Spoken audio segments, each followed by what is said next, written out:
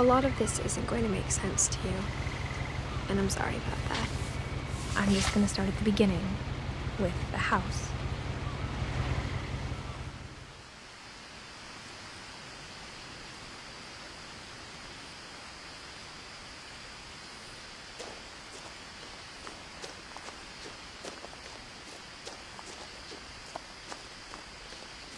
I lived here until I was 11, but I wasn't allowed inside half the rooms.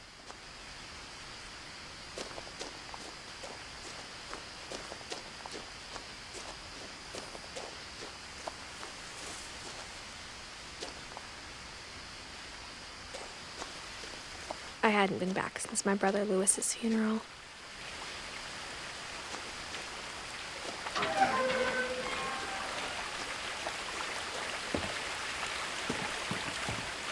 In her will, my mother left me a key, but didn't tell me what it unlocked. Maybe she thought I'd know, or she thought that the mystery would be enough to bring me back.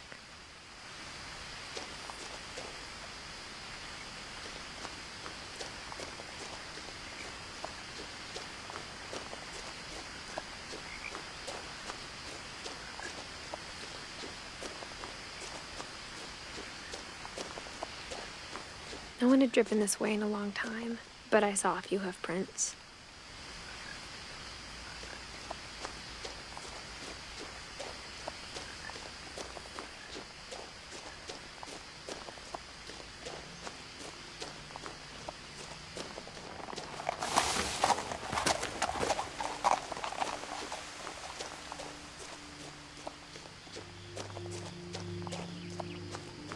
The truth is, even after I inherited the house, I never thought I'd come back to it.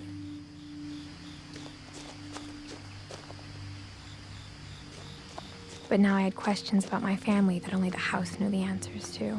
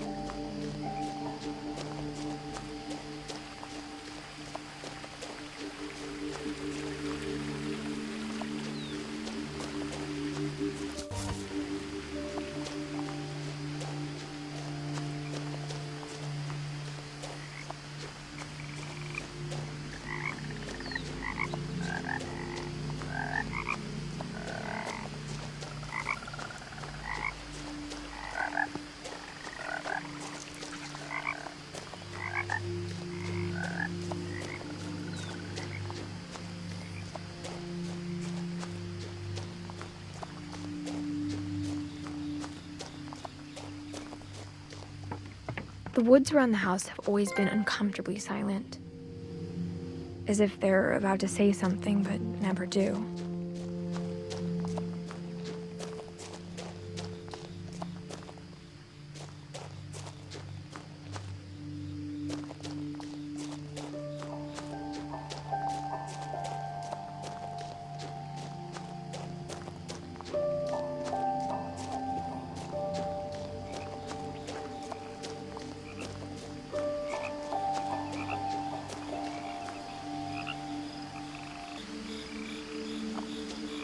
The house was exactly like I remembered it. the way I'd been dreaming about it.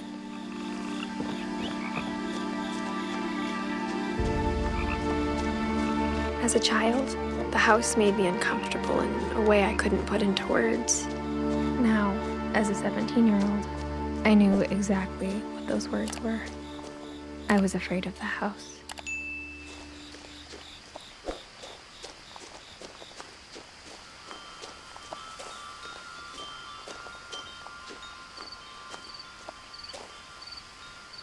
The house felt like it had always been here. Even the swing set was older than my mother.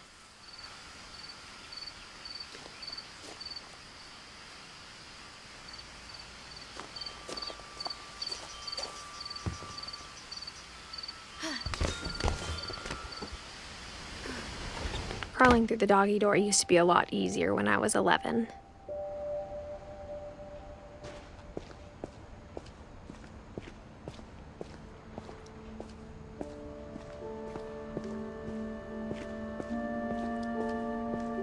For the first time in years,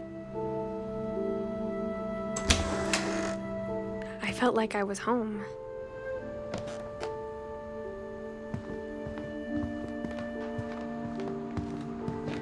Nothing in the house looked abnormal. There was just too much of it, like a smile with too many teeth. Edie told me once that every Finch who ever lived is buried somewhere in the library.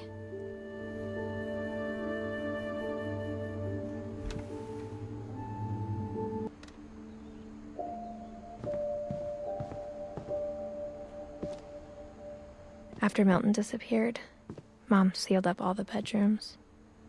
Then Edie retaliated and drilled peepholes.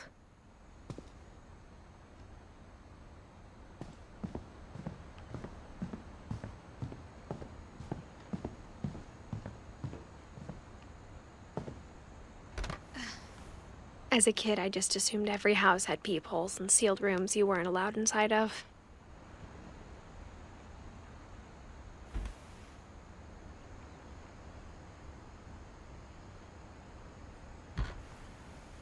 My Grandpa Sam spent 7 years sharing a room with his dead brother, Calvin.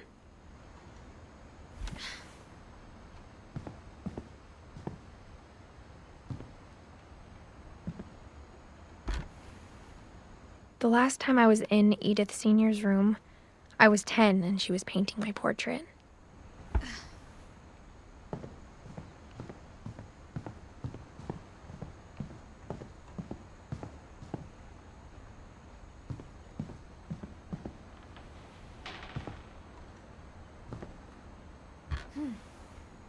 Molly always seemed like a girl I could imagine being friends with, if she hadn't died in 1947.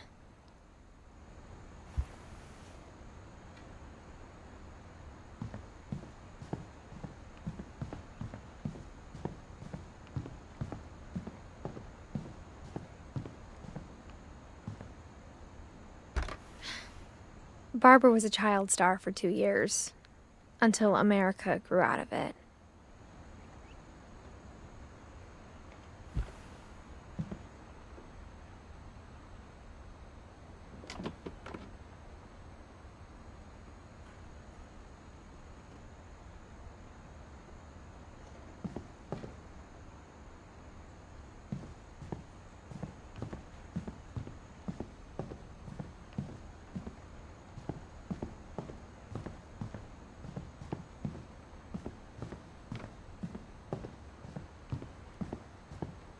I spent a lot of time playing in Great Uncle Walter's room. I think my mom sometimes regretted not sealing it up.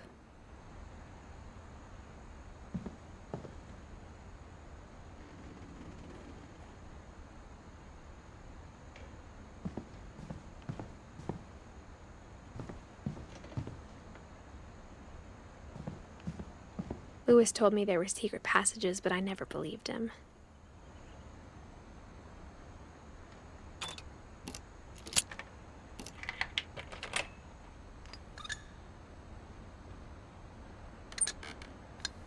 Turns out, my mom was really good at keeping secrets.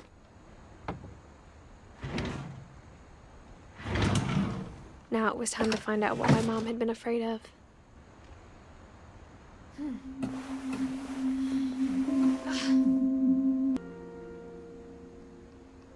From the paintings on the wall, it was clear my brother Milton had been here before me. Reading this, maybe it sounds like I had a plan. But I had no idea what was behind that door.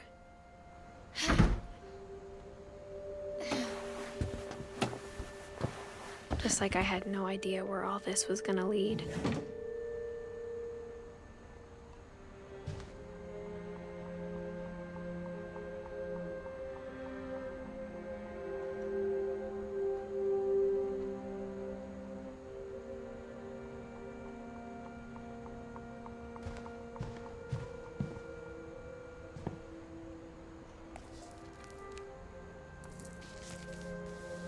December 13th, 1947.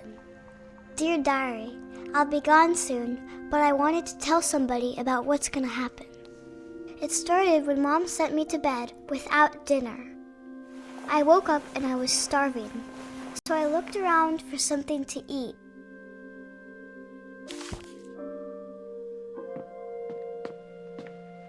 The gerbil food was dry, but I didn't mind it.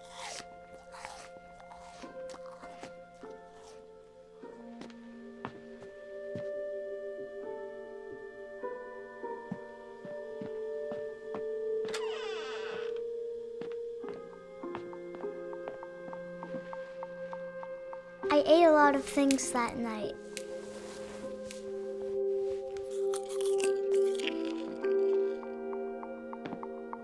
I kept eating and eating.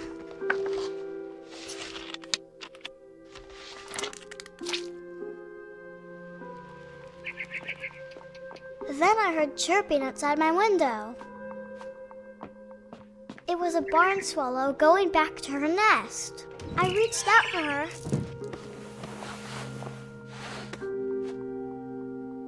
And suddenly, I was a cat.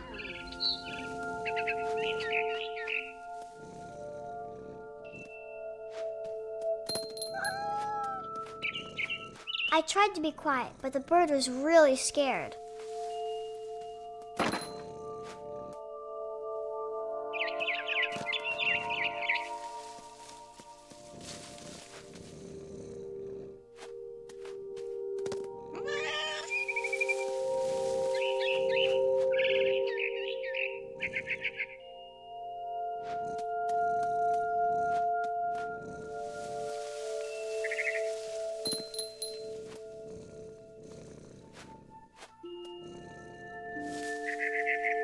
Mom and Dad didn't even look at me.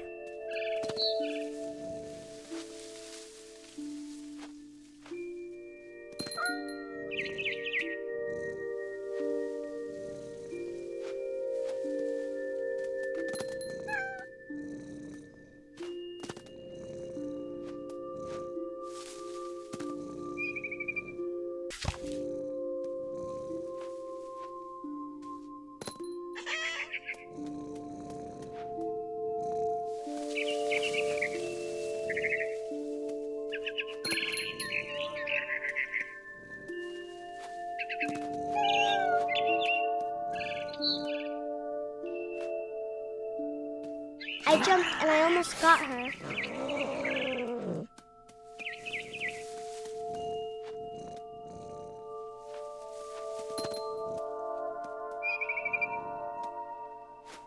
I could tell she was getting really tired.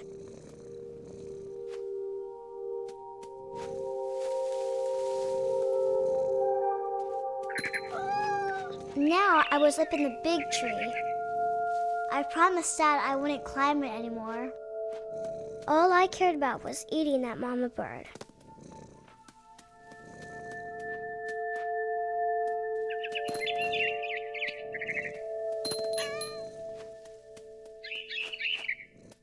I gobbled her up. And suddenly, I was an owl. First, all I heard was the wind. Then I heard little teeth nibbling in the grass.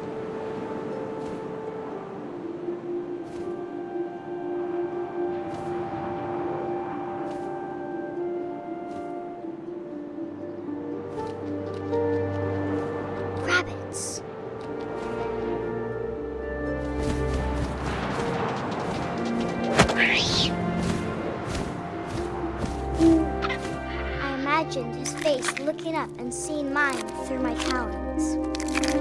I swallowed him up, and I didn't chew one bit. Then I flew off to find something bigger.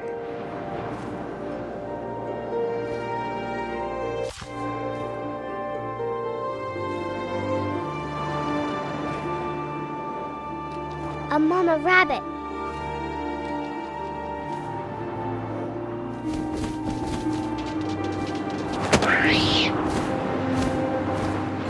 She was almost too big to carry.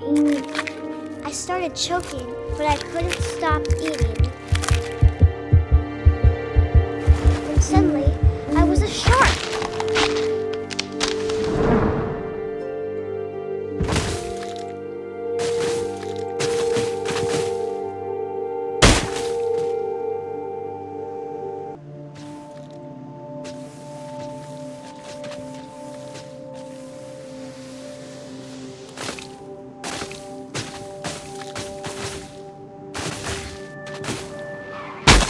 I rolled off a cliff and into the ocean. Now, I was hungrier than ever.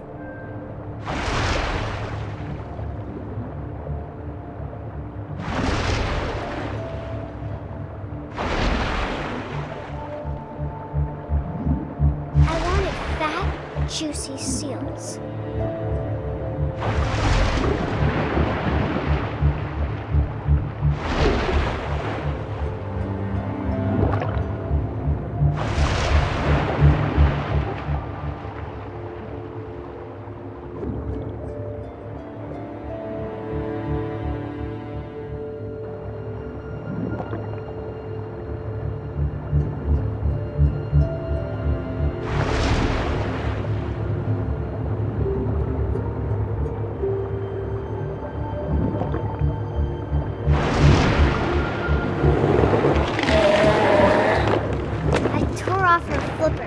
Tasted really good.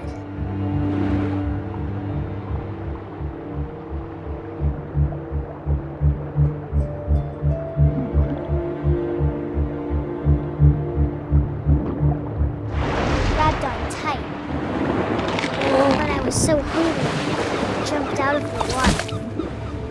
When I opened my eyes, everything had changed.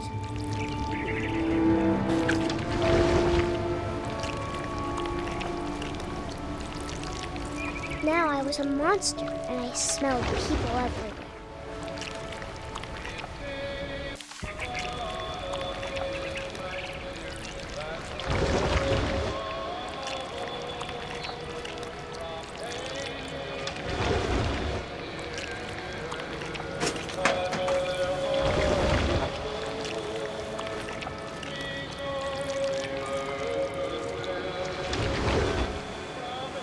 I was big, but I moved real quiet.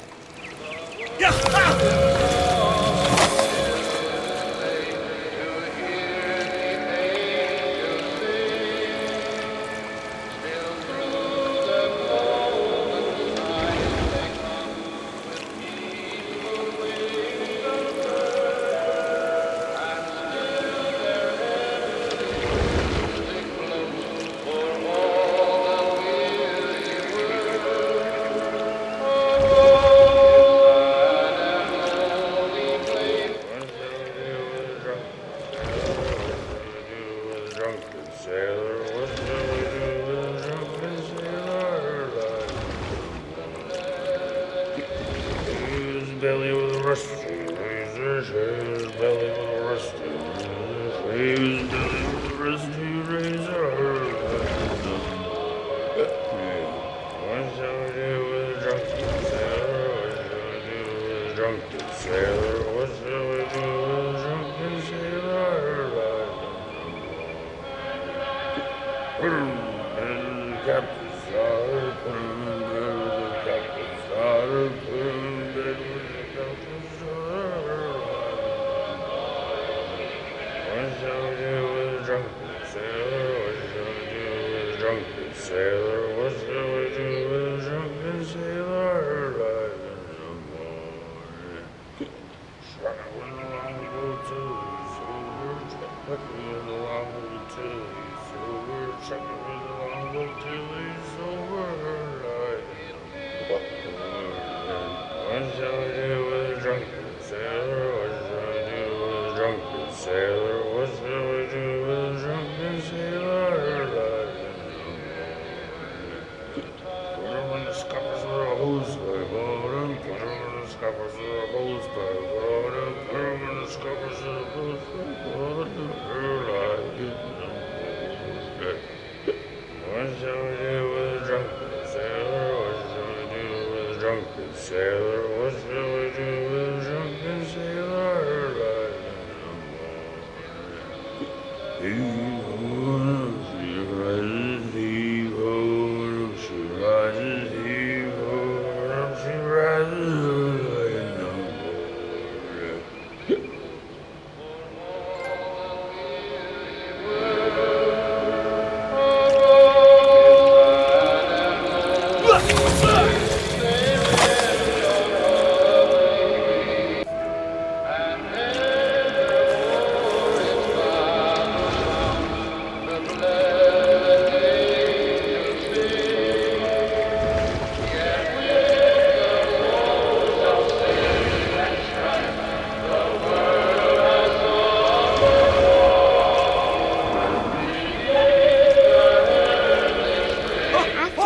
Passenger, I was still hungry. And to cross the water, I smelled something new. Something I had to have, so I swam towards it.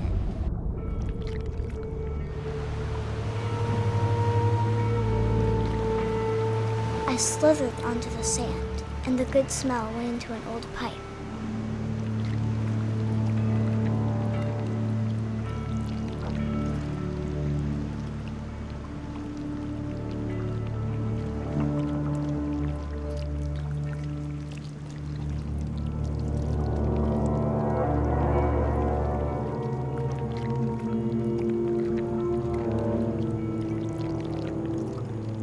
I got closer and closer.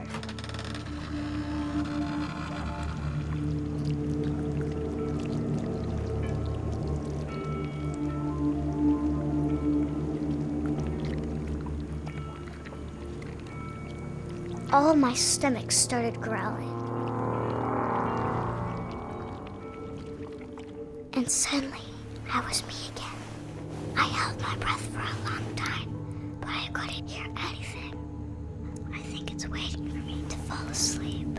But it's not going to wait much longer. It needs to feed, and we both know I will be delicious.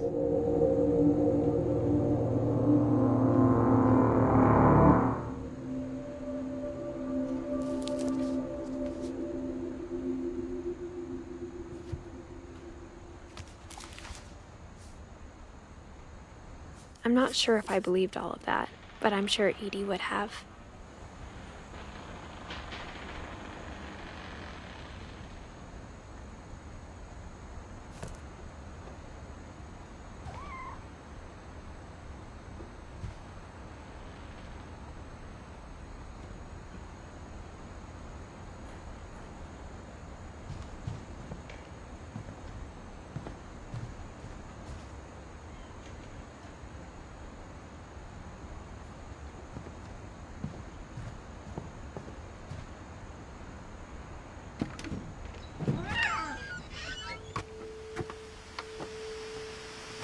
This will be obvious later, but my mom never told me any of these stories.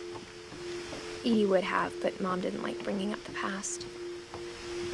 Though, when we adopted a stray kitten, she was the one who named it Molly.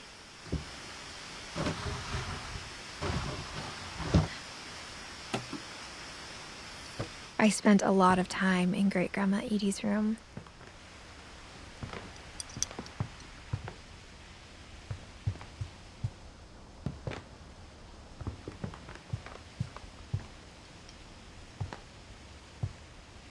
Edie knit me a new pair of gloves every year, just in time to replace the old ones. Her room was like a museum. For 500 years, the Finches have been famous throughout Norway for their fortune. and misfortune. Odin Finch buries the latest victims of the family curse, his wife Ingeborg and their newborn son, Johann. On January 7th, 1937, he set sail with his family and his house, hoping to leave the curse behind. But 40-foot waves off the coast of Washington send the house and Odin to the bottom of the sea. Odin's daughter Edith, with husband Sven and baby Molly, step ashore on their new home, Orcas Island. Odin Finch is the first to be buried in the new family cemetery.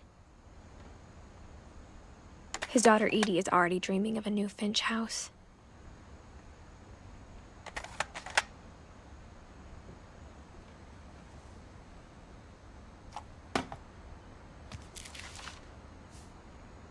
Whatever's wrong with this family, it goes back a long ways.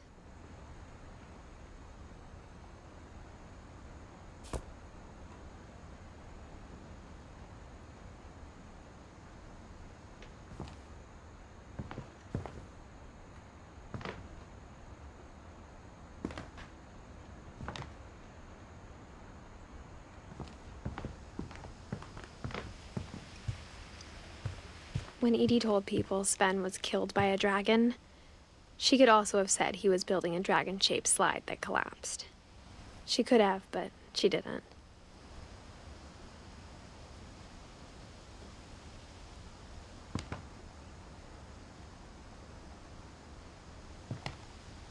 Even in her 90s, sometimes Edie seemed a lot younger than my mother.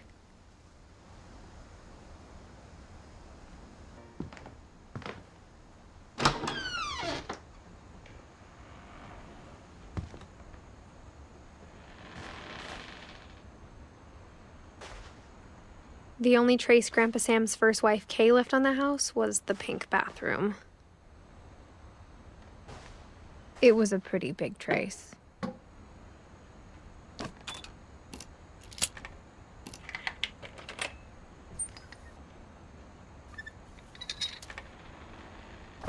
There's a secret in this bathroom.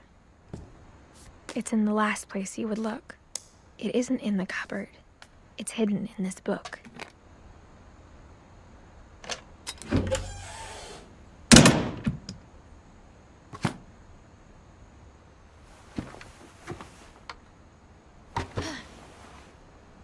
Sven gave Sam an old camera he'd refurbished.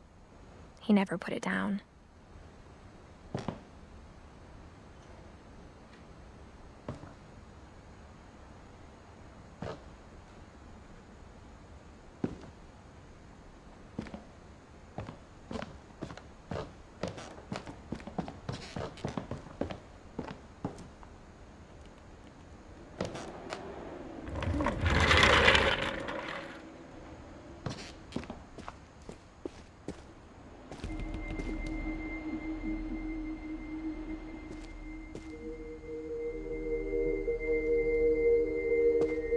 I knew Grandpa Sam had a twin.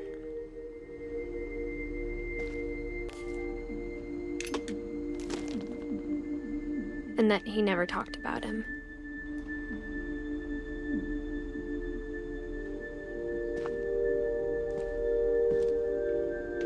I guess my grandpa didn't like history any more than my mom did.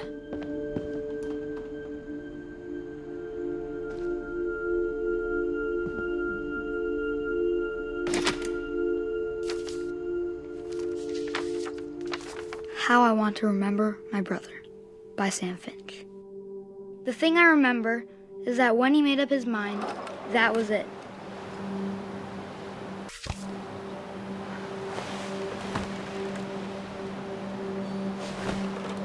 My brother said he'd die before he ate another mushroom, and he did.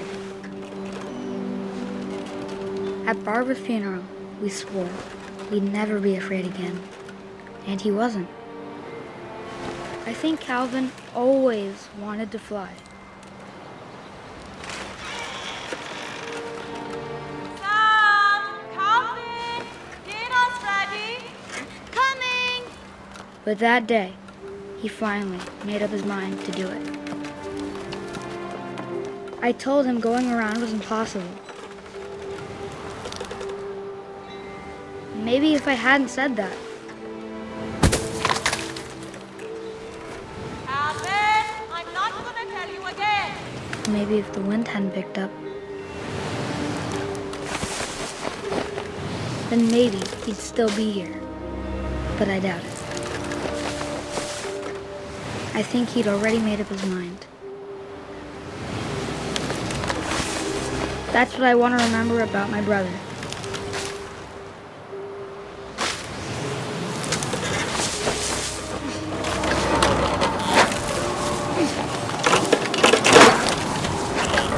The day he made up his mind to fly. And he did.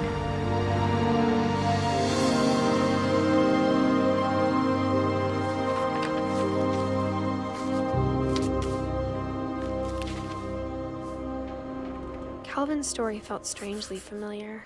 When I was younger, I remember trying to do the exact same thing.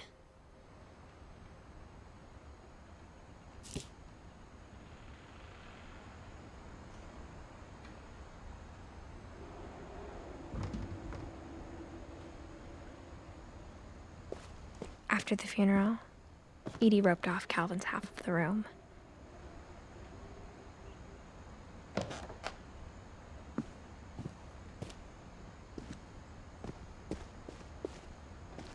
Mom said Grandpa Sam enlisted at 18 and never set foot in the room again.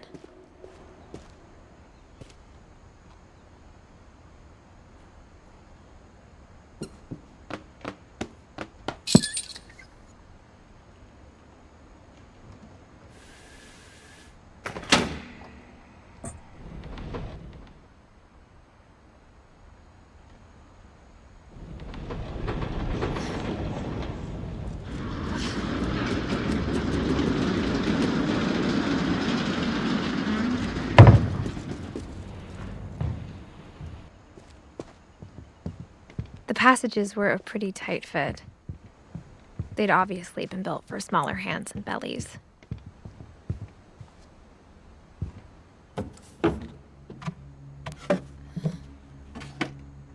Growing up, I always thought of Barbara as a child star.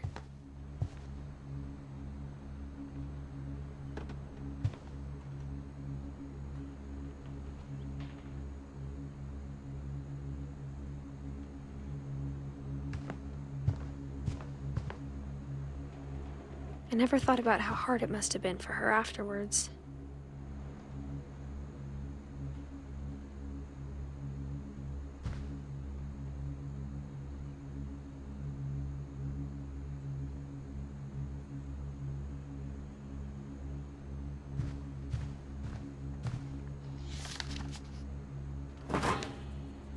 Of all the stories people wrote about Barbara's death, I'm surprised Edie saved this one.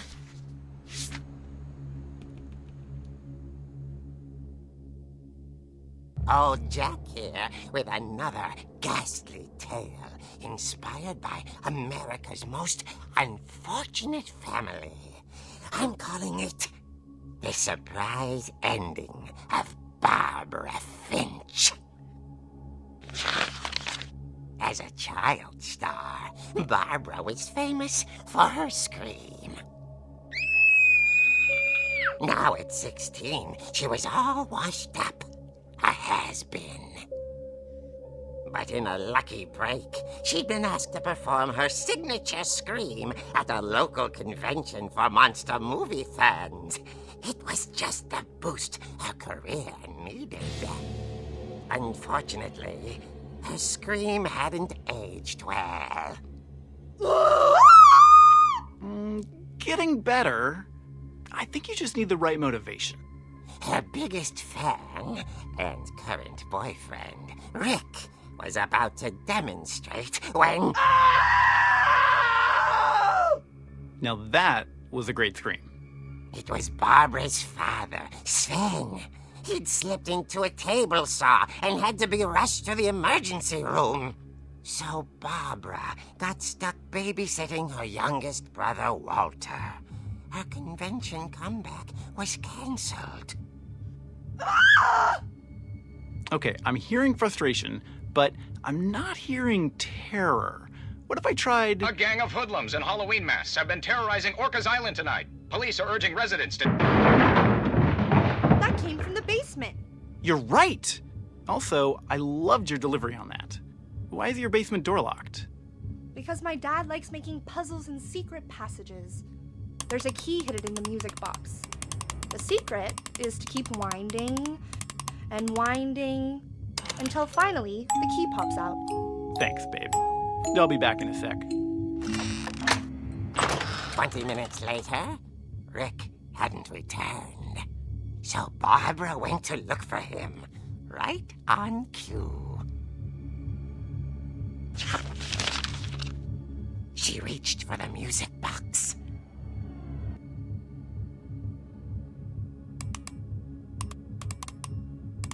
And as she wound the key, she listened for Rick, but the house was silent.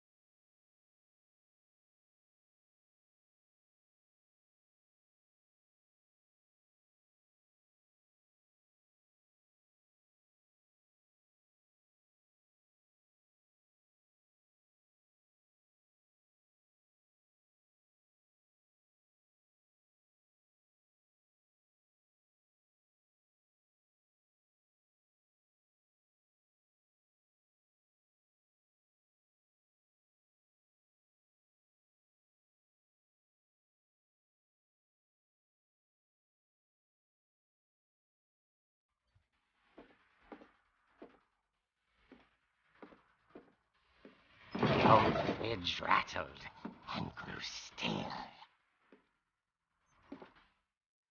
Oh dear! Oh! Rick? Barb, relax. I was just trying to scare you to help you find your scream. Well, I'm not scared, Rick. I'm furious. Then act furious. All I'm getting from you now is that you're hurt and confused and you... She threw him out, but she kept a little something to remember him by. Barb, have you seen my other crutch? And she was still holding it when she fell asleep watching the late picture show. Hours later... Barbara! Walter, what's going on up there? Ah! Okay, I'm coming up, but if this is a trick, you're dead, Walter.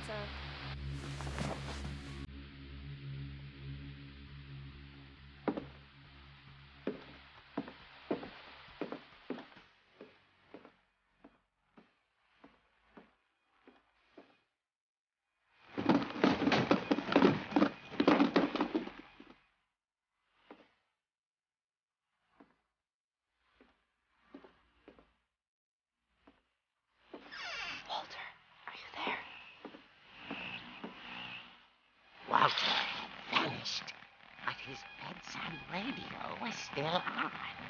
Orcas Island police describe the man as 6 feet tall, with a steel hook for a hand. Residents are urged to lock all doors and windows and notify the police of any suspicious activity. Barbara turned, saw the hook man, and was speechless. He was quite smashing.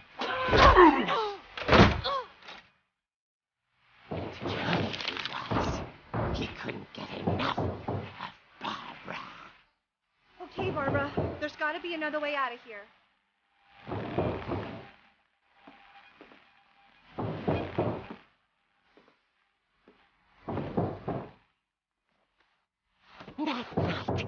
She played her part beautifully.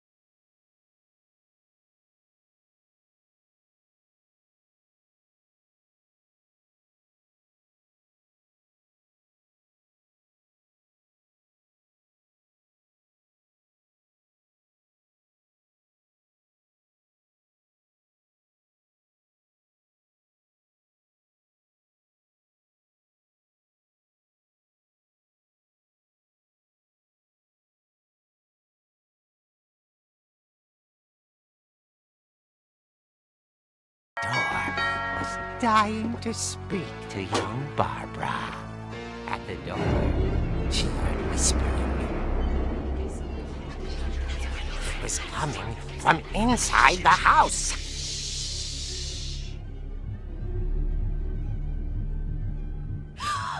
Oh dear.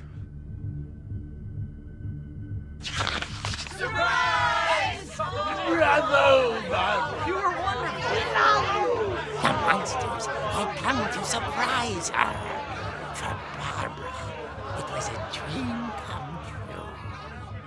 Then she saw what kind of monsters they were, and she realized what was about to happen. She was going to be famous. And with her final breath, Barbara Finch gave the performance of her life.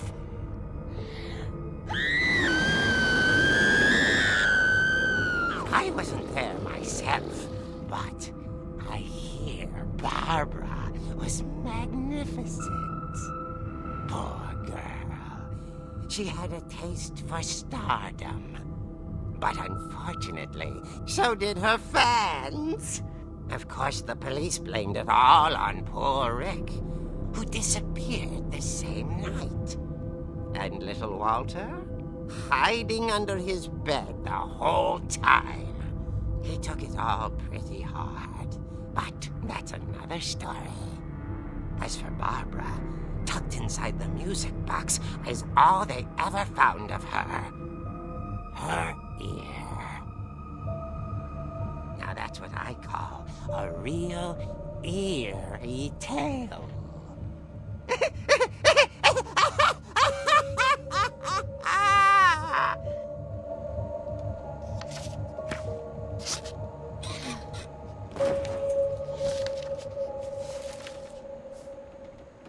Edie told me all Barbara wanted was to be remembered, as absurd as that comic was. Maybe what Edie saw was a happy ending.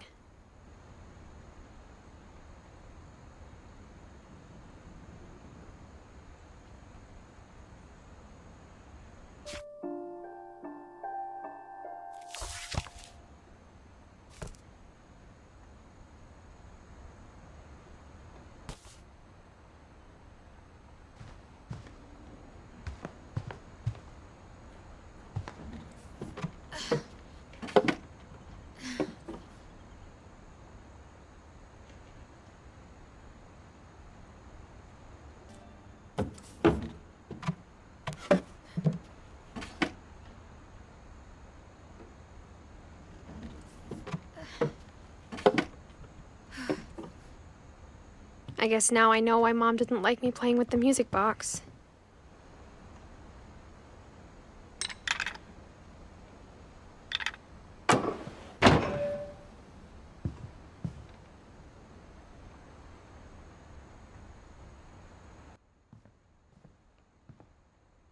Whenever people ask me about my family, The first thing they always want to know about is Barbara.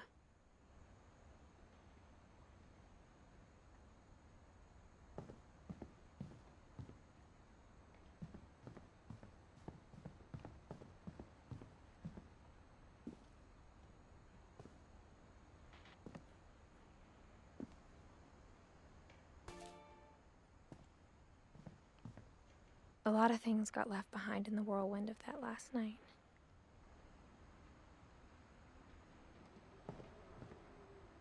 My mom wasn't much of an optimist, but she never stopped believing that my brother Milton was alive.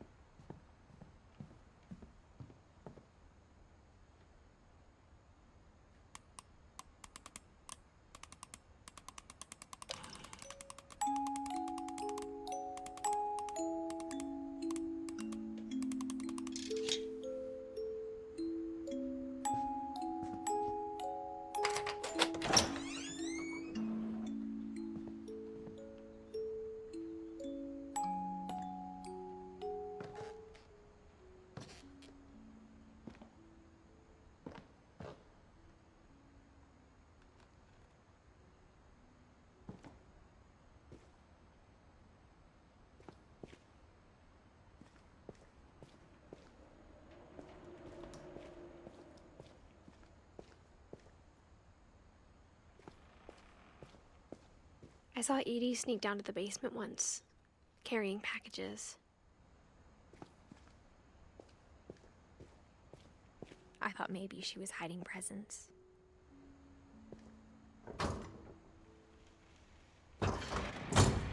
It turned out she was hiding a lot more than that.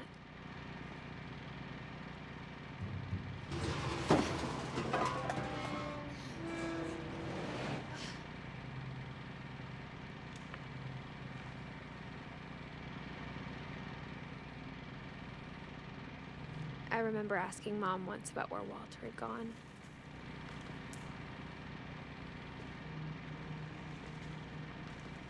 She said after Barbara died, he got as far away as he could.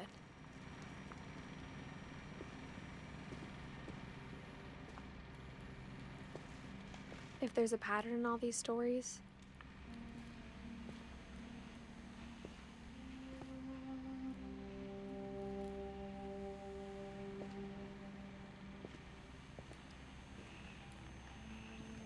I think it's that none of us has gotten very far.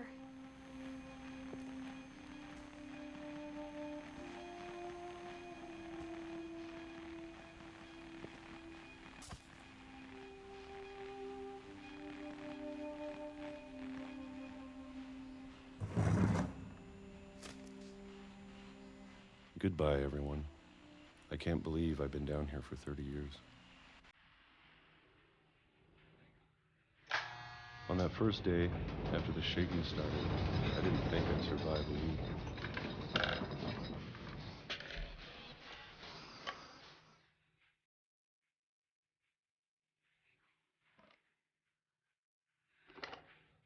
But after a few days, I settled into a routine.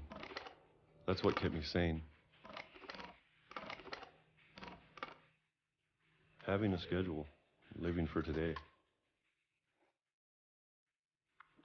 I always expected to be dead tomorrow. But if you wait long enough, you get used to anything.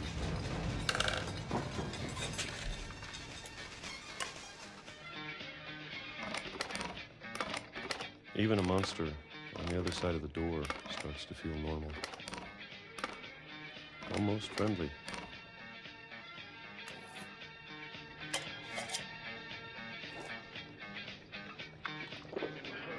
And then one day, everything just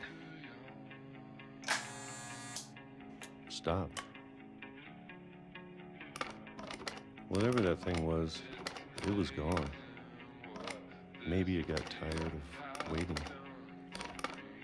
Or maybe I just got tired of being afraid.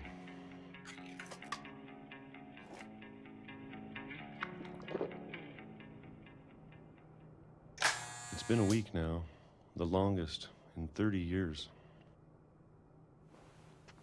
I'm done waiting. I have to leave. Well, I still can.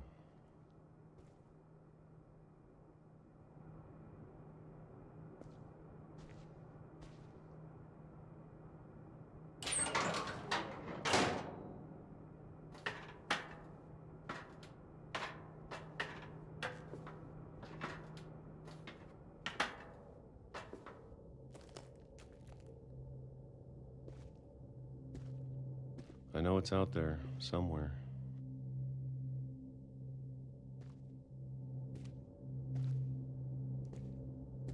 Whatever killed Barbara and Molly and Calvin.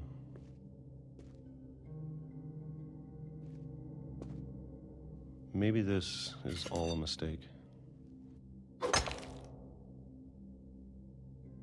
But I need to stop living the same day, even if it kills me.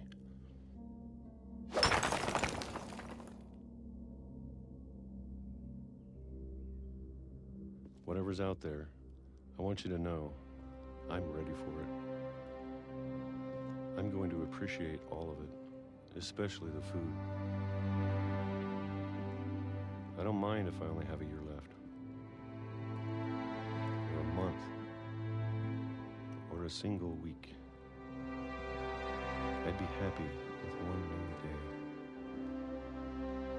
I can already imagine the sun on my face.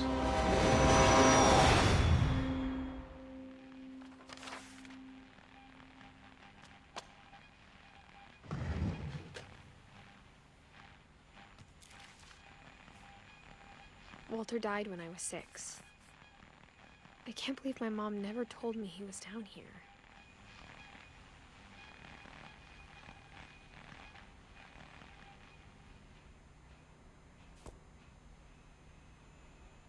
I'm sure my mom was trying to protect me.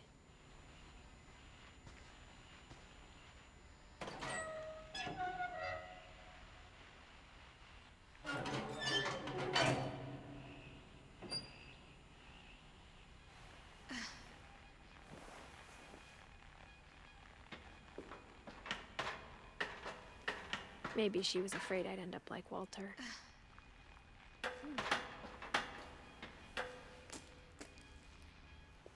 But if she never told me about an uncle under the house, I can only imagine what else she was hiding. I don't want to make the same mistakes she made. Trying to bury something that's still alive.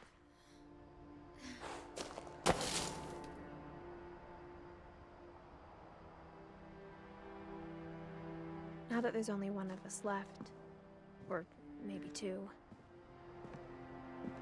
I thought it was time I heard the stories for myself and found out what happened to everyone else. But now I'm worried the stories themselves might be the problem. Maybe we believed so much in a family curse, we made it real.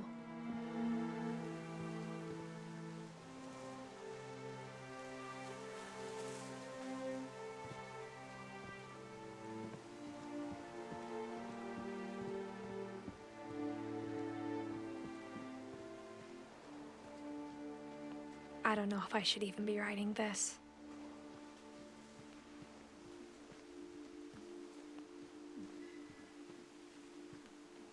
Maybe it'd be better if all this just died with me.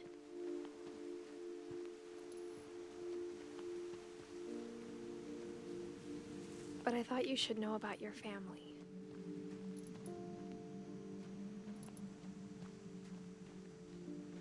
And the history you're a part of.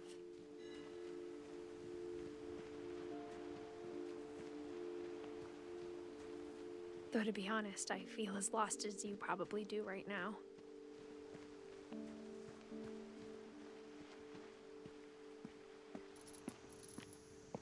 I think the people in these stories believed them, for what that's worth.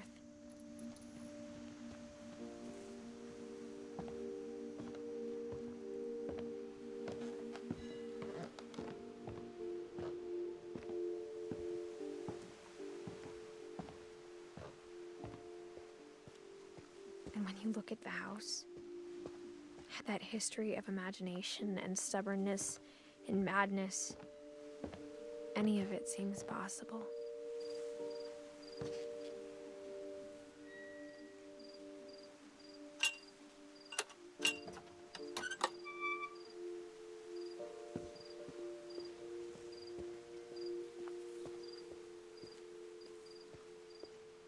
I think we've been surrounded by death for so long, we've just gotten used to it. What kind of family finishes building a cemetery before starting the house?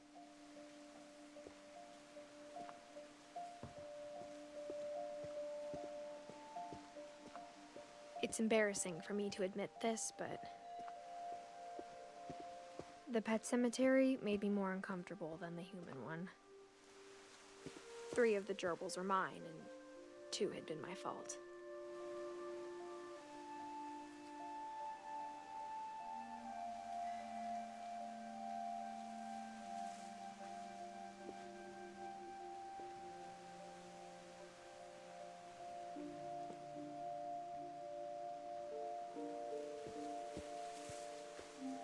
Sven built the house, but it was Edie who designed the cemetery.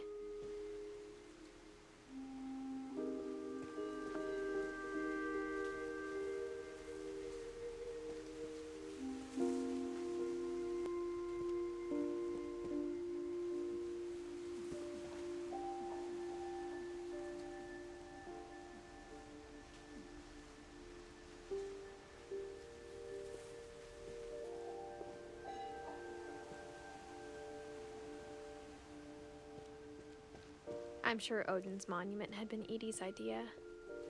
My mom was always trying to move on, but for Edie, the past never went away.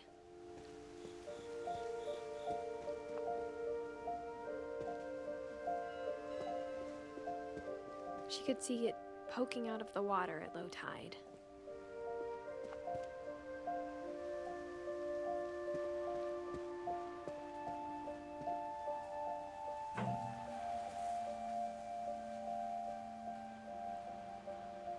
Edie said she dreamed about the old house every night.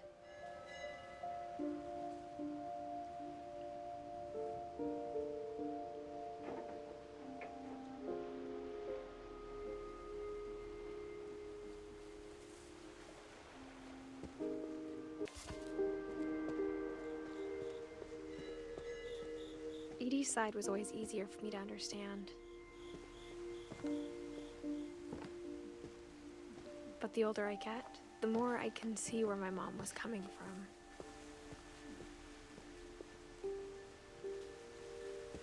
Her dad had been pretty strict, but it wasn't enough to save her brothers. She was just trying to do better.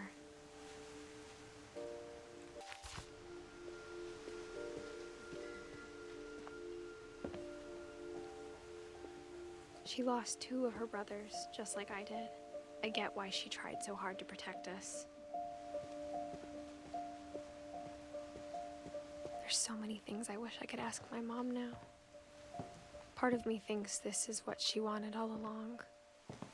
For me to come back someday and find everything out for myself.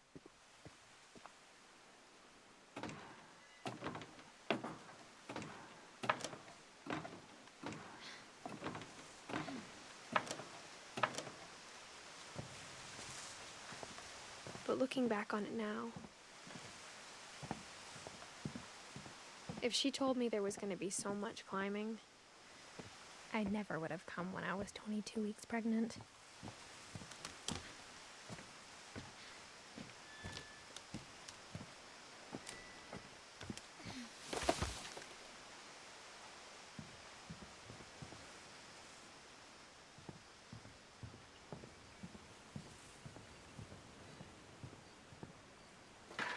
I never met Grandpa Sam, but I think he and my mom had a lot in common.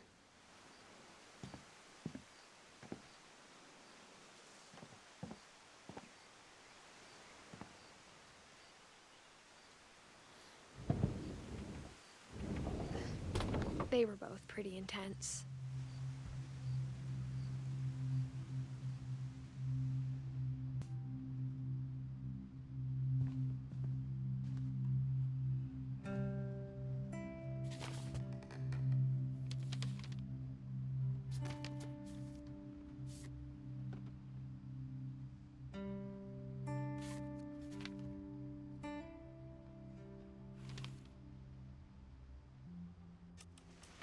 Dawn, I promise, you'll never forget this weekend. Yes, sir. These memories are gonna last a lifetime. Hmm? Am I gonna have to shoot anything? It's a hunting trip, Dawn. Shooting is strongly encouraged. What? Perfect. It's gonna rain the whole weekend, isn't it?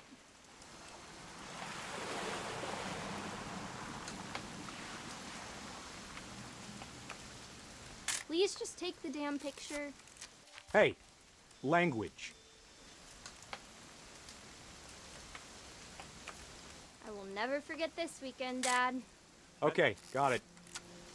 I'm gonna take some pictures, okay? Just be careful.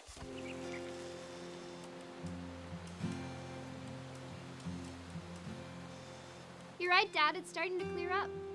Still freezing, though. Definitely should not have drunk all that coffee. Hey! That's a keeper.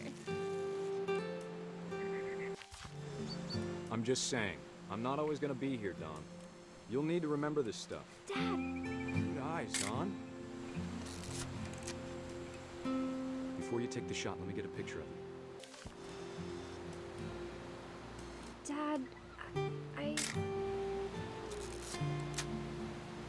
Let me get behind you. Do I have to do this? Dawn, you don't have to do anything. But if you want to survive, you'll need to be strong.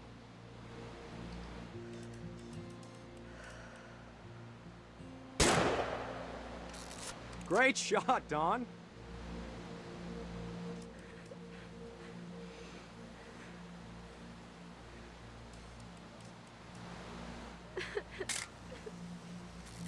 I'm proud of you, Dawn. Always remember that, okay?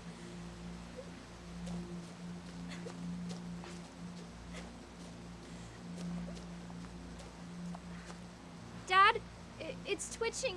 I think That's it's... totally normal, Dawn. Just focus on the camera. Try not to think about... Dad!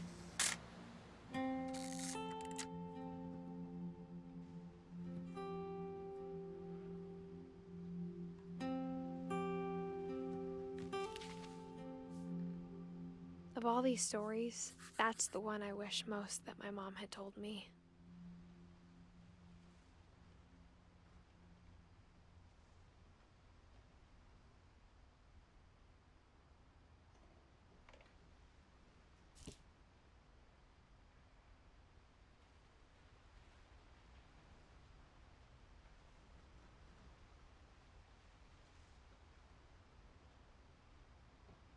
Sam spent his life shooting photos, but Mom said he got nervous being in front of the camera.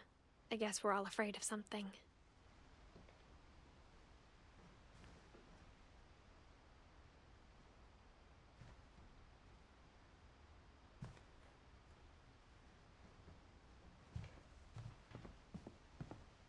Instead of hiding from death, Sam seemed to go out of his way to meet it.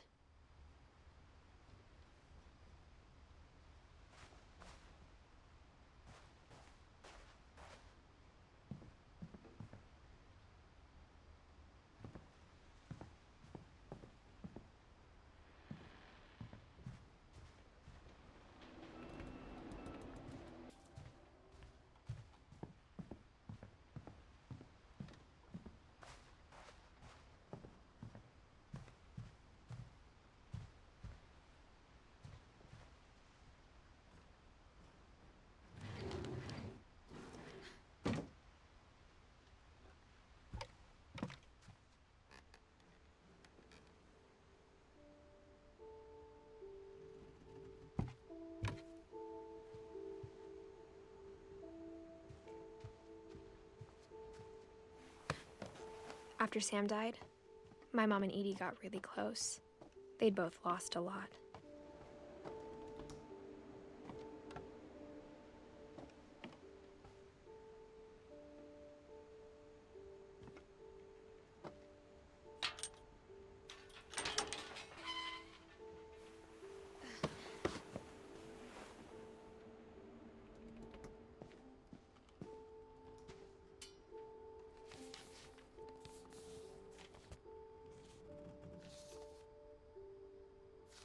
Dear Kay, do you remember the way Gregory used to laugh when he thought he was alone?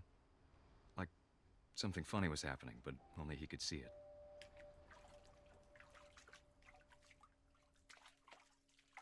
I think he saw things the rest of us don't.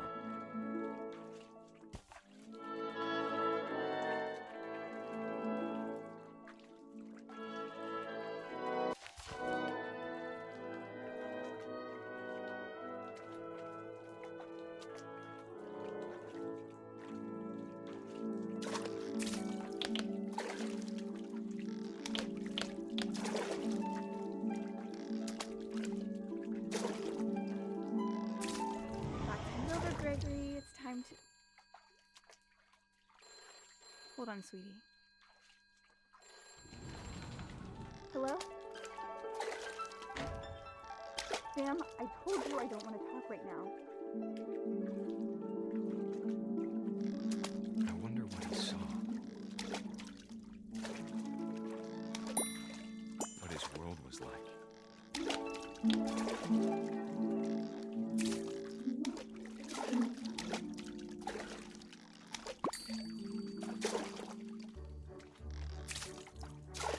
You reminded me so much of Calvin.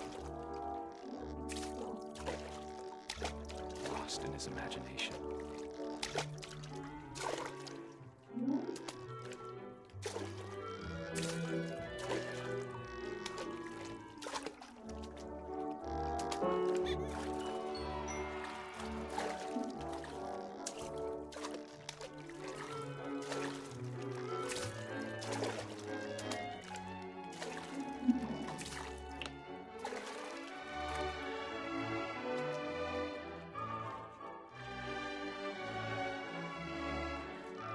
Whatever it was he saw.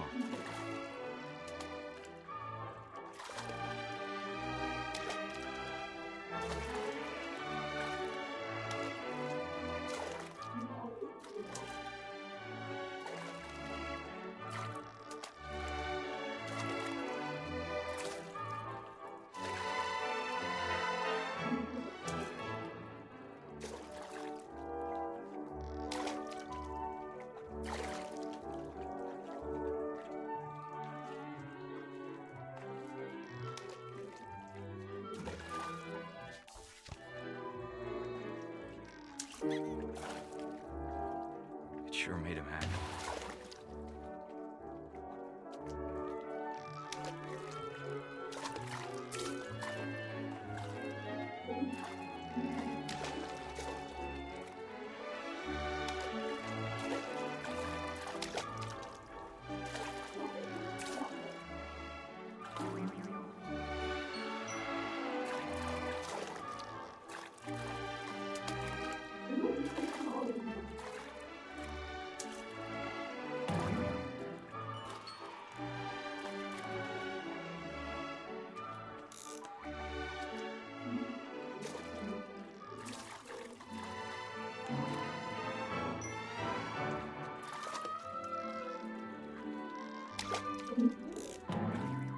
I know how silly it sounds.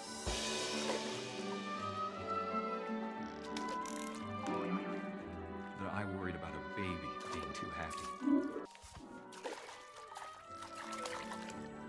But I could feel him slipping away. Sorry about that, Gregory. I know you did everything you could. Maybe if I hadn't called that night. Damn it. I wish he could have told us I don't want to. about the world he saw.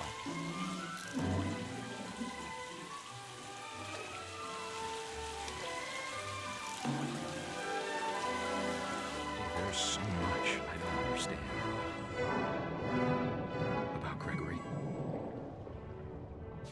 About everything.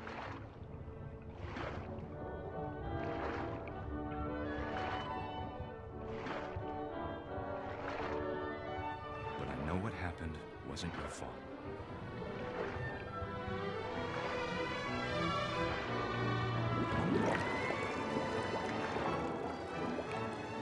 I'm sure he's happy.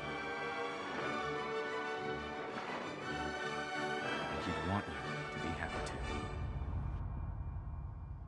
Good luck, Kay. Love, Sam.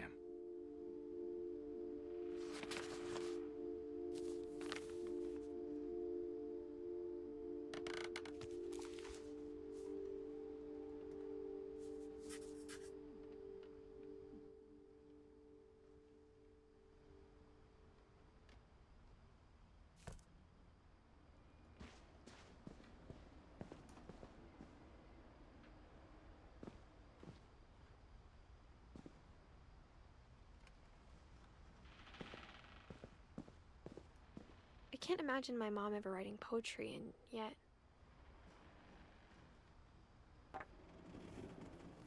A poem for Gus, who always said the wedding was a bad idea.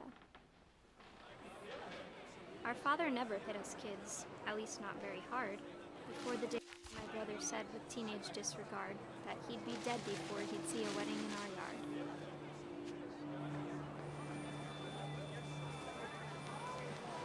My father made him come, of course, but Gus stood far apart, just flew his kite and bottled up the storm inside his heart.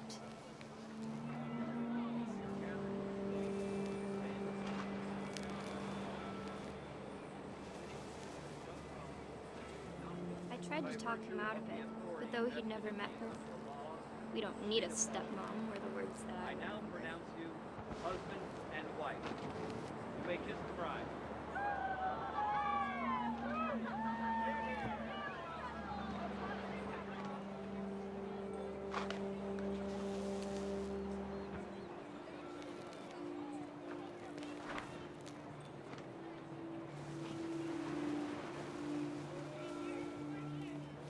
When the time for photos came, Dad ordered him to come here. But Gus declined and as a sign held up his middle finger.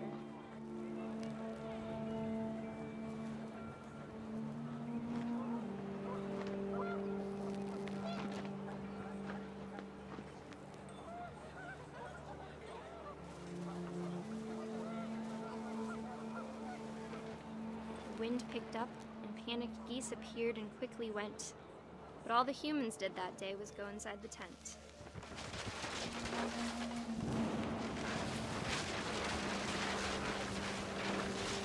The rain came down in buckets then, but no one seemed afraid that nature might destroy the tent our dad had crudely made.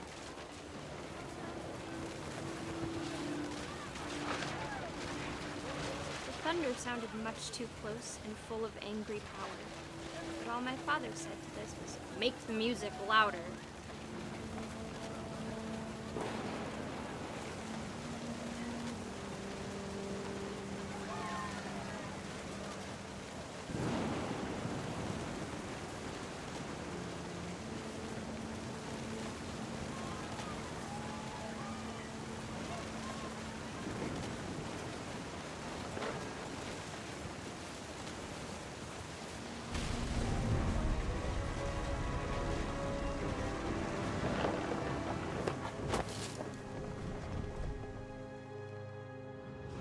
I wish that I could truly say I thought about you on that day. Out there on the beach alone, just you, the wind, the sea, and foam. But I didn't, until we found you.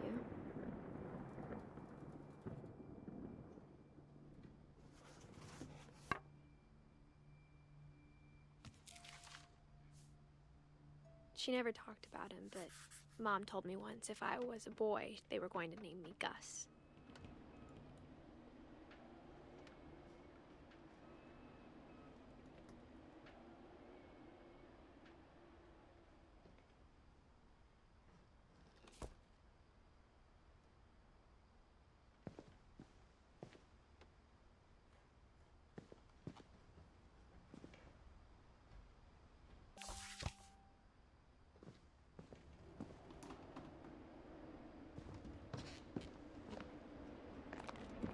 My mom moved up to the loft after her brothers died.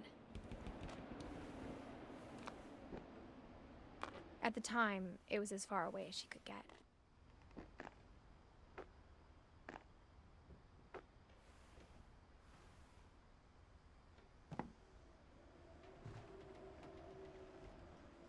Religion was another thing my mom never talked about.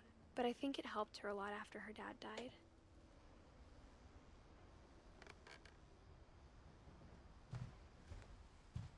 She spent a summer building houses in Calcutta, where she met my dad, Sanjay.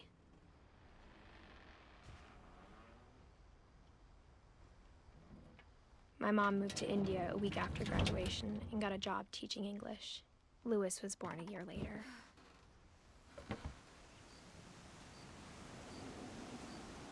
When my dad died, I don't think Mom knew where else to go. I'm sure Edie was happy to have her back.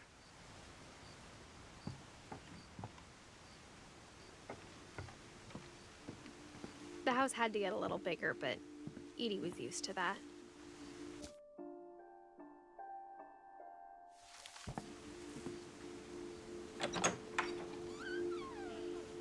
And for a while, things were good. Almost normal. But it didn't last.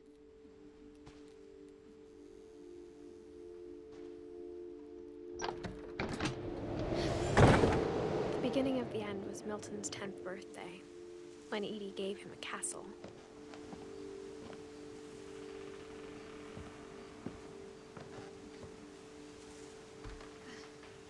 After Milton disappeared, the only thing he left behind was a room full of paintings.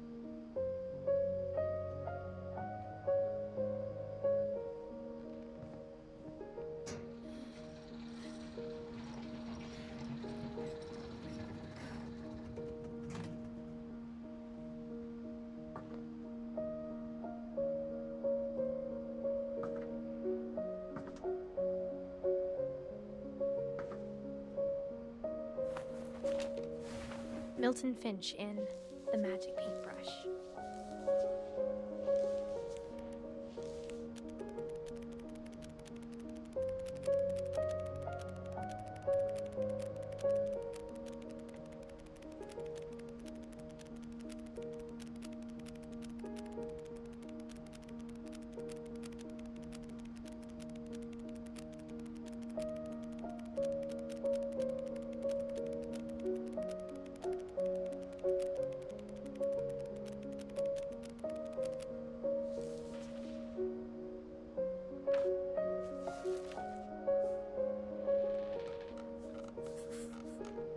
I was 4 when Milton disappeared.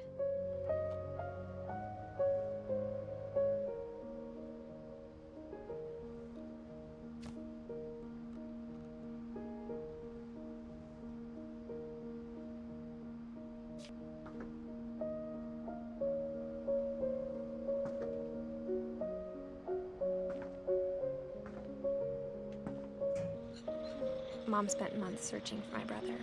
Then she sealed the doors.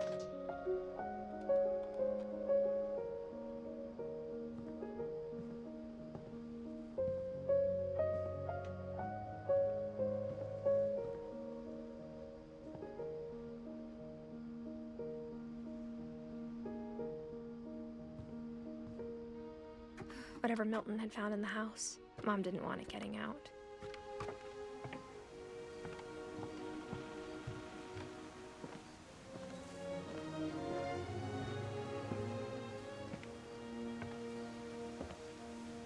Mom definitely blamed Edie, but I think Louis blamed himself. After he graduated, he just spent more and more time in his room, until Mom got him a job at the cannery.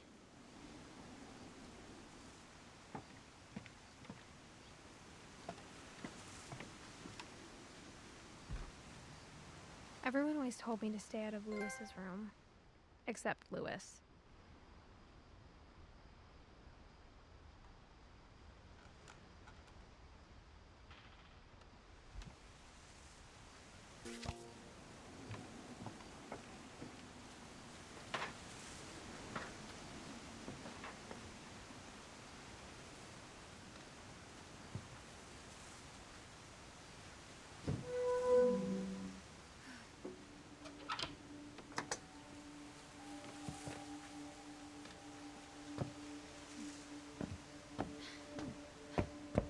Lewis's room smelled very, very familiar.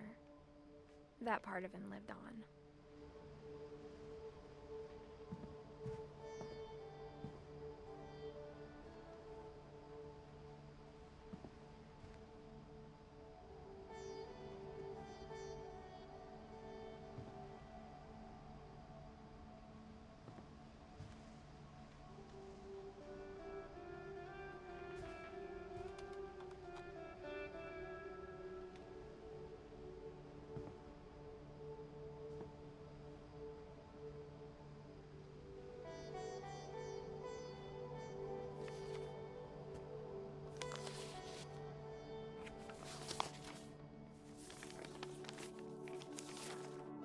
Dear Mrs. Finch, as Lewis's psychiatrist, I can understand your desire for an explanation. As I see it, the trouble began in January, shortly after we convinced your son to seek treatment for substance abuse. Newly sober, I believe Lewis first noticed the monotony of his daily life.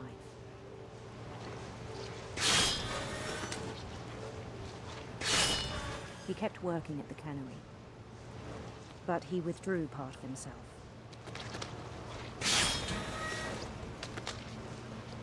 In our sessions, I saw the same behavior. His mind began to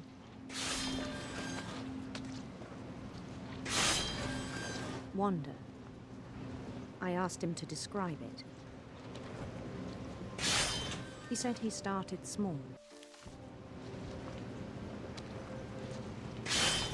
Imagining a labyrinth. He'd feel his way about. Then something moved. Bats. And toads.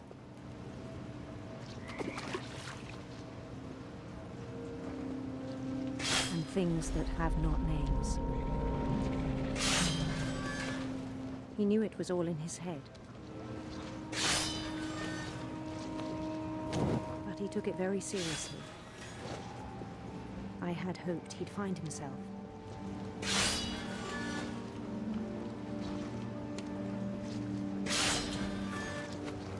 But he found something more.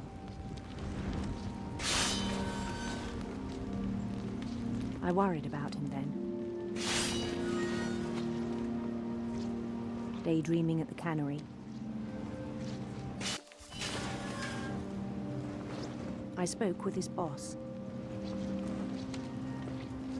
But he said Lewis had become a model employee. Methodical, tireless, focused. Like a whole new Lewis. So I let him go on.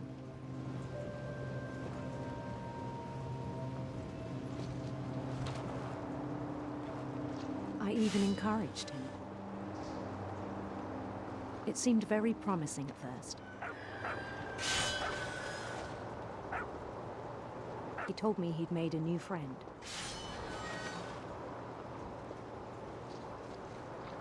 On the edge of a city he named Lewis Token. He built the city up slowly, brick by brick.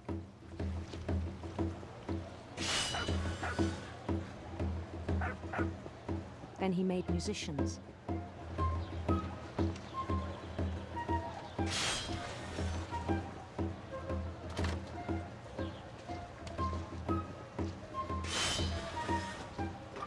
And songs for them to play. He talked about starting a band. And he was always humming something. Every day his imagination grew stronger.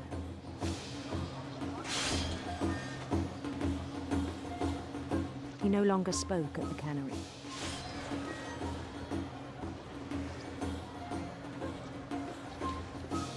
But his chopping was as reliable as ever.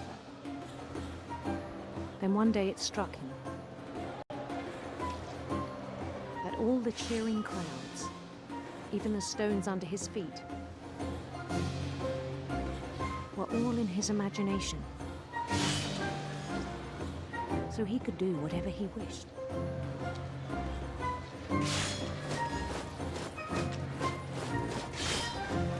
He held an election for mayor. And he won. They begged him to stay, but his mind was already wandering. It became a game for him.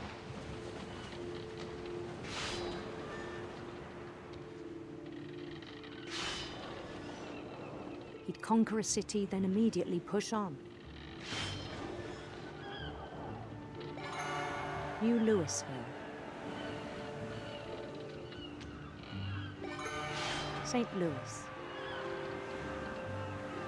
He started drifting away from our reality.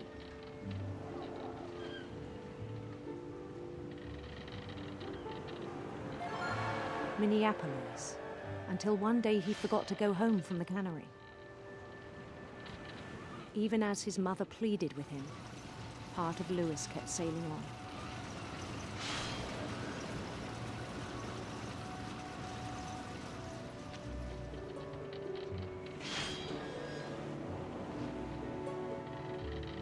In Louisburg, he heard rumors of a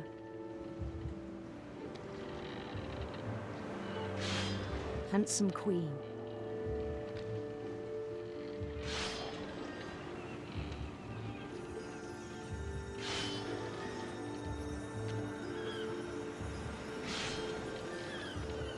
The queen was on her own quest for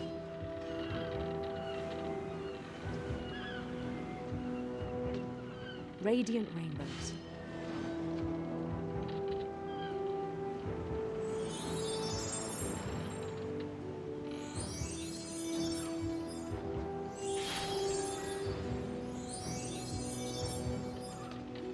He followed the sound of her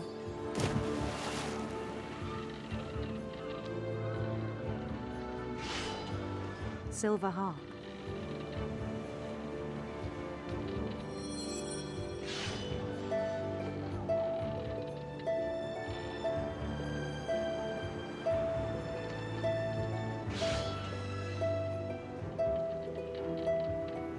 His chase led him to a golden palace east of the sun and west of the moon. Even then, his logic remained sound.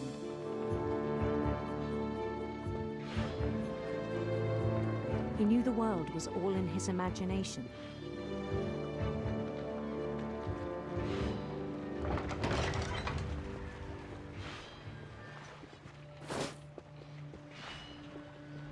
But he was so proud of having created it.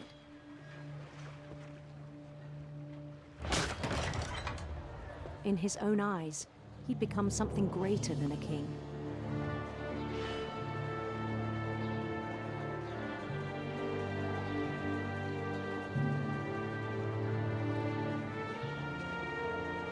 For someone who'd never known success in the real world, I think it was overwhelming. And then it struck him that the real Louis was not the one chopping salmon, but the one climbing the steps of a golden palace.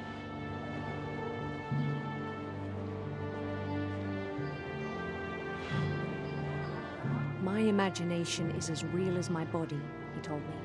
It was hard to argue with him.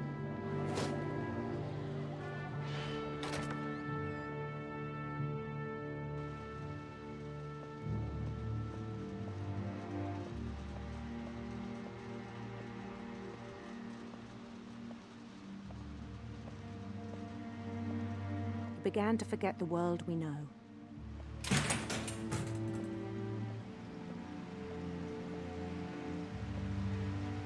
I think it pained him to remember Louis, the cannery worker.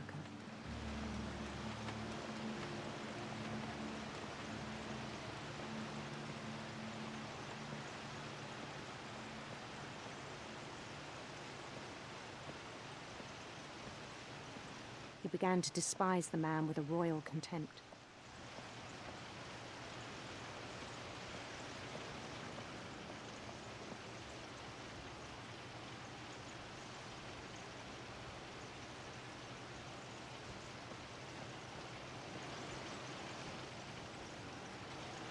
I still thought I could save him.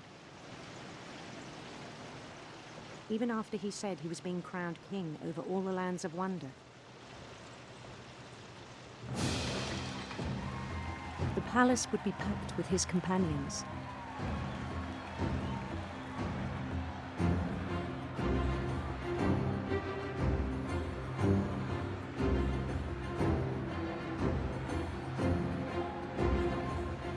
Including the wise Calico who'd insisted on inviting him.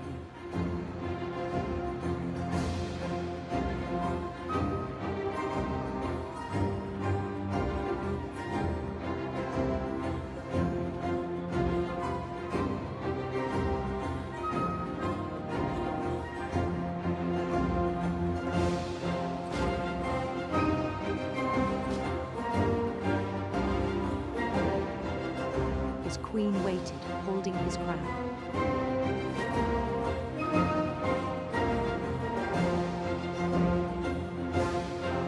There was only one thing left to do.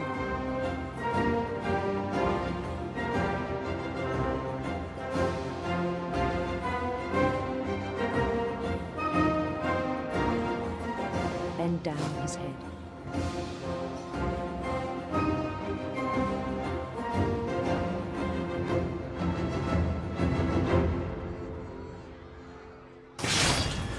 Rest, I think you know.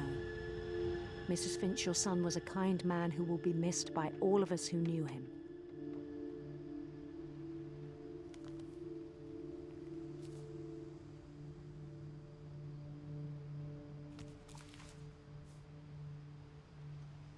My brother was really cool.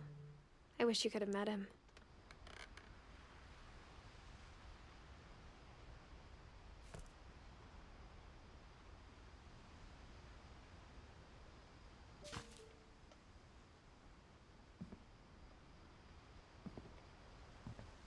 Louis and I spent a lot of time playing games together, but he was surprisingly bad at them. He died a lot.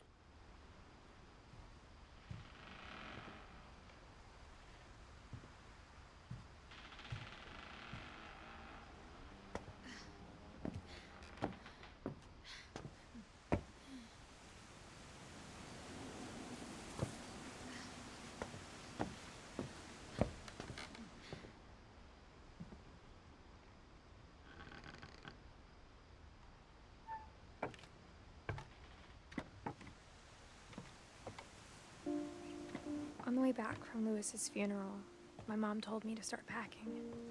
She waited until the day before we left to tell Edie. I'm not sure if she wanted to make it easier or harder.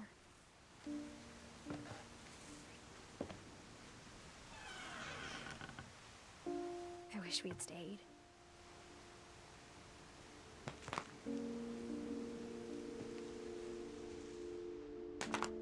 But I understand why we left.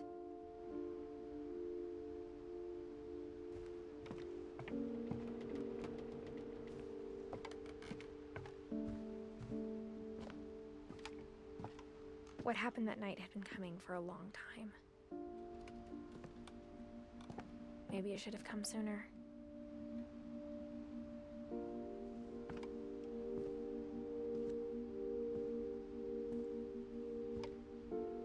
But it had to end one way or another.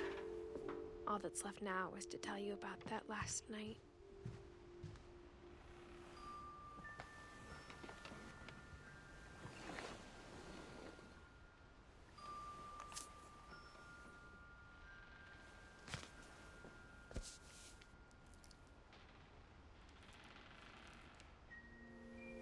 That whole last day, Edie just watched us pack and didn't say a word. Until supper, when she raised her glass and said, "To our final night together, and all our final nights apart." Grandma, You know what I said about alcohol. Some of your medications are very Edith, specific. I left a present for you in the hallway. Why don't you go open it? The grown-ups have to argue now. I'm sorry, you're right. We're all leaving tomorrow. Let's just enjoy our last... I'm not leaving. Edith, you're excused.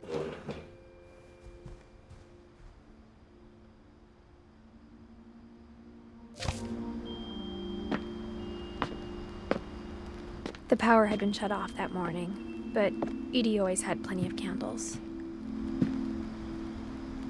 When my mom sealed the library, I don't think she knew about the other entrance. Or that Edie had a key to it.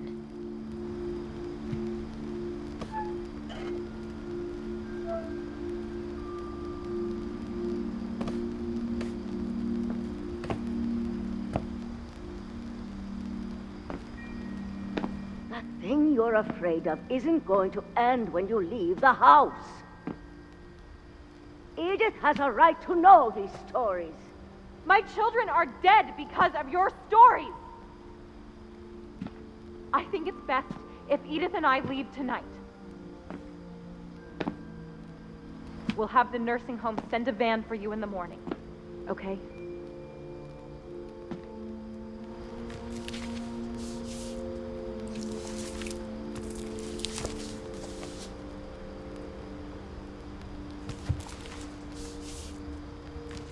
Dear Edith, there's so many stories I wish I could tell you, but there's only time for one.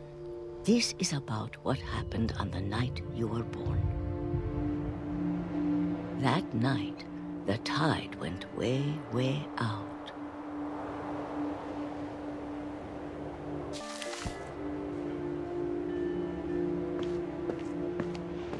It was the first and last time I ever saw the old house aground. There'd been an earthquake out in the middle of the ocean. They called it the lowest tide in 1,000 years. God, it smelled awful. You know, I've seen that house every day of my life.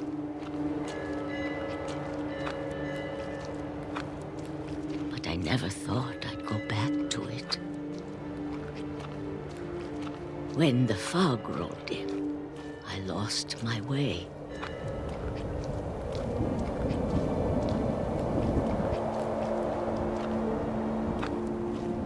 I got turned around.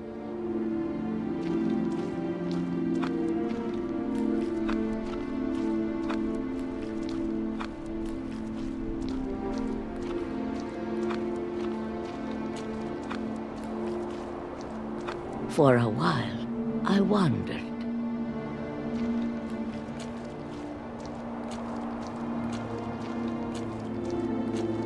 I started seeing things.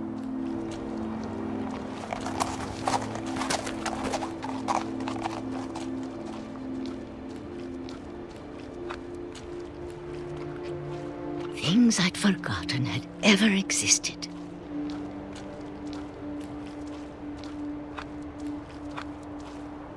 But when I saw them, they felt like old friends. That night, a lot of things came back to me.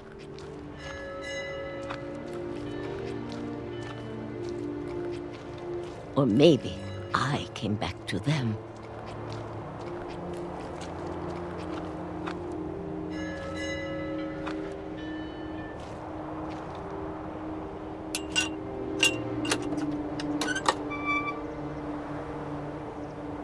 Things I can't explain, but that I need you to try and... Edith, what are you doing in here?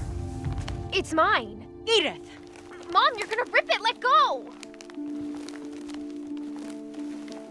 I kicked and screamed, but Mom dragged me to the car. I never saw Great-Grandma Edie again. The next morning, the van came to pick her up, but she was already gone. After that, we moved around a lot.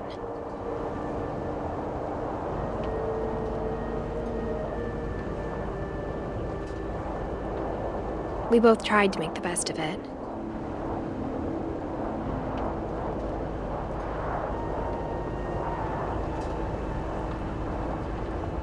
A few years went by.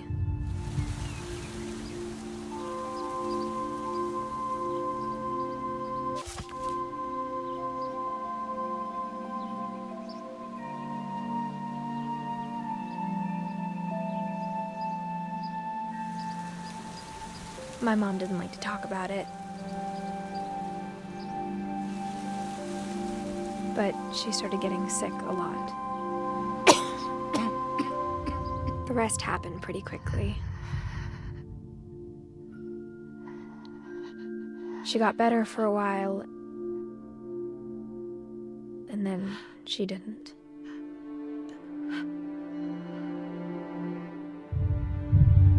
And then I was alone. The last Finch left alive.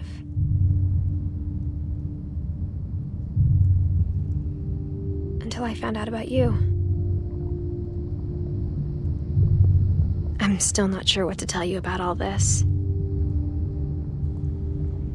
If we lived forever, maybe we'd have time to understand things. But as it is, I think the best we can do is try to open our eyes. And appreciate how strange and brief all of this is. This journal was supposed to be for you. But now I hope you'll never see it. I just want to meet you and tell you all these stories myself. But I guess if you're reading this now, things didn't work out that way.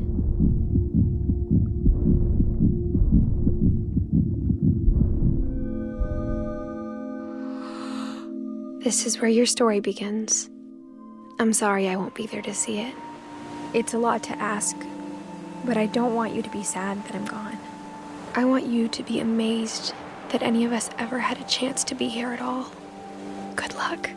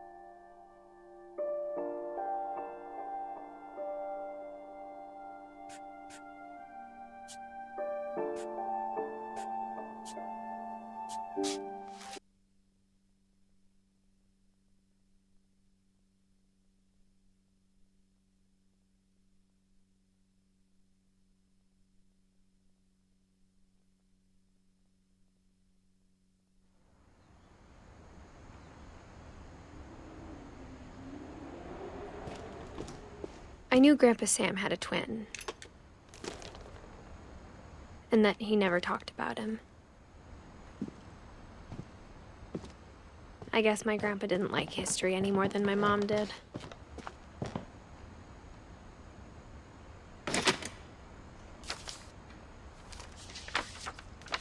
How I Want to Remember My Brother by Sam Finch. The thing I remember is that when he made up his mind, that was it.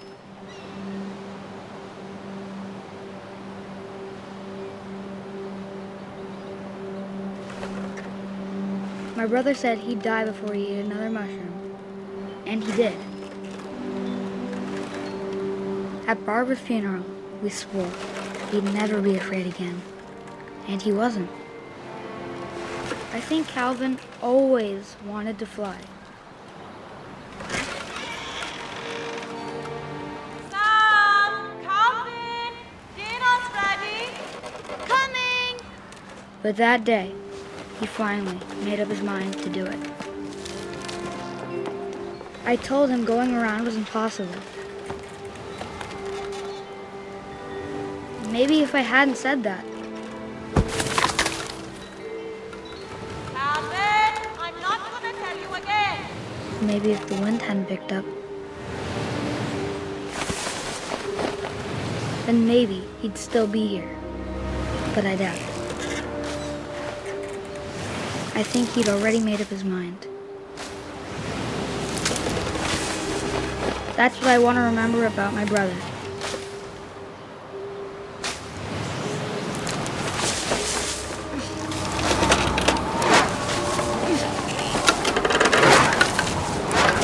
The day he made up his mind to fly. And he did.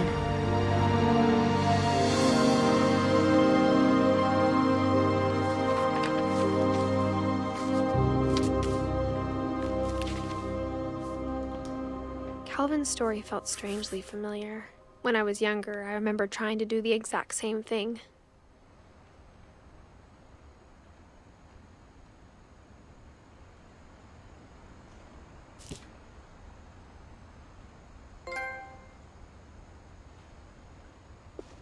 After the funeral, Edie roped off Calvin's half of the room.